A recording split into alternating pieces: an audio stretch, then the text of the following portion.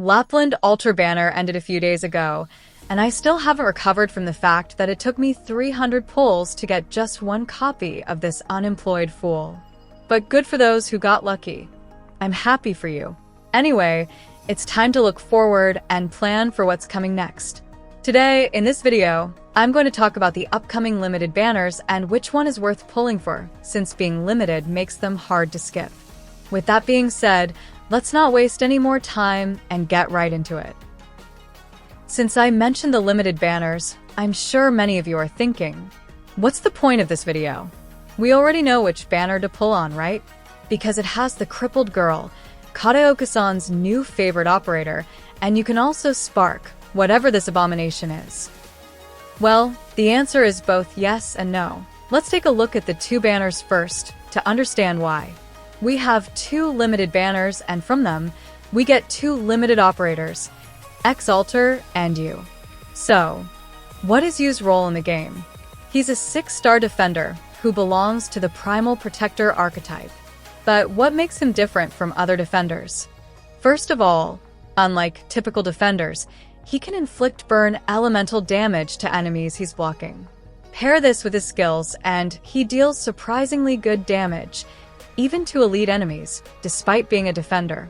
He's also a great support unit for operators who rely on burn debuff. He can heal himself and recover elemental injury, which makes him self-sustaining unless he's tanking big hits. Plus, he gains a sanctuary effect, which increases his survivability even further. These are just his talents, or passives if you'd like to call them that. Hypergriff blessed him with an all-round kit, and I haven't even talked about his skills yet. Now, let's get into his skills. Unlike most operators where skill 3 is the obvious choice, in YU's case, all of his skills are usable depending on the situation, which makes him M9-worthy operator. Skill 1 is great when you want him to taunt annoying enemies and keep them from targeting others. Not only he taunts, but also reflects part of his attack as burn damage. With skill 2, he can displace enemies and group them together in a place. It is an amazing form of crowd control. He gets increased block count, and his HP and attack get massively boosted, which allows him to kill all the enemies he's blocking, as you can see in the video. Skill 3 is special in its own way. He shares his self-healing talent with all the deployed operators. To make it even better, everyone can now inflict burn damage when attacking through his anti-cringe barrier. Sound impressive, right? Because it is. To summarize, YU is a mix of offensive and defensive defender, a pseudo-healer and shifter, plus an elemental damage support. Now that we understand where YU stands with his kit, let's talk about YU Alter. She's a 6-star geek specialist. Her first drawback comes from her archetype. As being a geek, she needs babysitting 24/7 because of her HP loss in every second. It may sound risky, but it's manageable with a healer, especially with the first talent. She recovers HP whenever she or another ammo-based operator uses their skill. Her second talent is made specifically for ammo-based operators and works even better if they're from Laterano. So, when comparing their talents, YU clearly wins.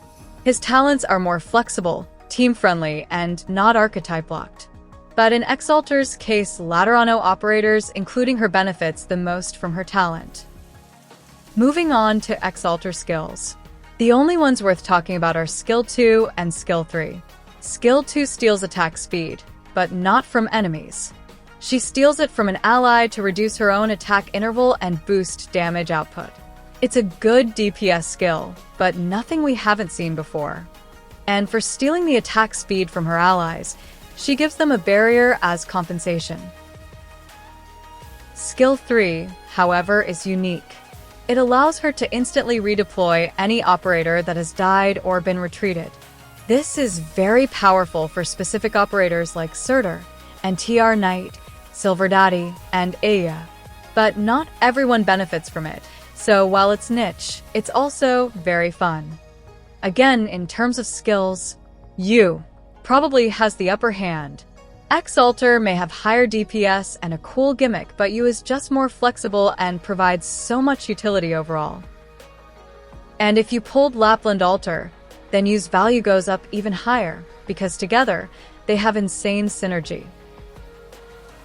But we're not done yet.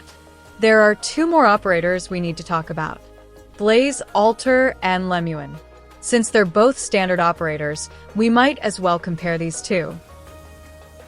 Blaze Alter is a primal caster, and unfortunately, she suffers from the same issue as Nymph, which is being reliant on someone else to perform at her best. And that someone else is none other than you. Being heavily dependent on a limited 6-star really puts her in a rough spot, especially when someone like Logoed exists, who isn't even a primal caster, but still does a better job than most of them. If you're pulling for you, there's a decent chance you might get the big cat too, so that's a bonus and probably the best thing for her. But that doesn't mean she's completely unplayable without you. She's just a lot less effective. You can still clear most content just fine with her. With her second skill, she can function as a multi-target caster and leaves a burning area at the target's location, which then debuff enemies with movement speed reduction, and they take continuous arts and burn damage. Her third skill turns her into an AoE caster. Surprisingly, this skill has ammo mechanic, so this works well with X-Alter. And she has one more interesting thing. From her second talent, she can revive herself with no limit on how many times the effect can trigger. That's definitely a cool mechanic, but she becomes incapable of attacking or doing anything at all during her revival, so that could be a downside. Thankfully, she does recover SP while being in that state, otherwise it would have been a totally useless talent. Overall, I'd say if you're pulling for you, try to grab the OG cat wife too. Otherwise, she's skippable. Since she's a standard operator, we will get more chances to get her in the future. Now, let's talk about Lemuin. Lemuin is a 6-star Deadeye sniper and can be considered an upgraded version of a certain tax evader girl. Yes, she does have global range, but it comes with a condition. The enemy must be marked by a Laterano operator first. Once that's done, Lemuin can hit the target no matter where they are. However, this global targeting doesn't work on trash mobs. Lemuin takes her job as a sniper too seriously and prioritizes attacking only bosses or elite enemies. Her talents synergize well with other Laterano operators, boosting their damage, so X-Alter can be a perfect partner for her. You can pair her with others too, depending on your team. Both Skill 2 and Skill 3 are great for boss killing. The difference is, Skill 2 gives enemies time to panic as they get shot from a billion light years away. Skill 3 puts them out of their misery before they even realize what hit them. Which one is your type? Do you like watching enemies die slowly while being helpless? Or do you believe in democracy and cause the maximum chaos by taking out everything in one go? Overall, she's a reliable boss killer and nuker DPS, capable of dishing out ridiculous amount of damage. Honestly, she's way too strong for a standard 6-star. Now here's one more thing for the people who can afford to spark after 300 pulls. If you're going for Yu's banner, you can spark any of these operators. Among them, I'd recommend sparking Shu if you don't have her already. With both Yu and Shu, you won't have to worry about trying to look for another good defender for a long time. On the other hand, in Apple Pie Alter's banner, you can spark this creature. She can take your DPS to the next level. So, in one banner, you are getting the best defenders in the game with lots of utility. And in another one, you are getting the best DPS units.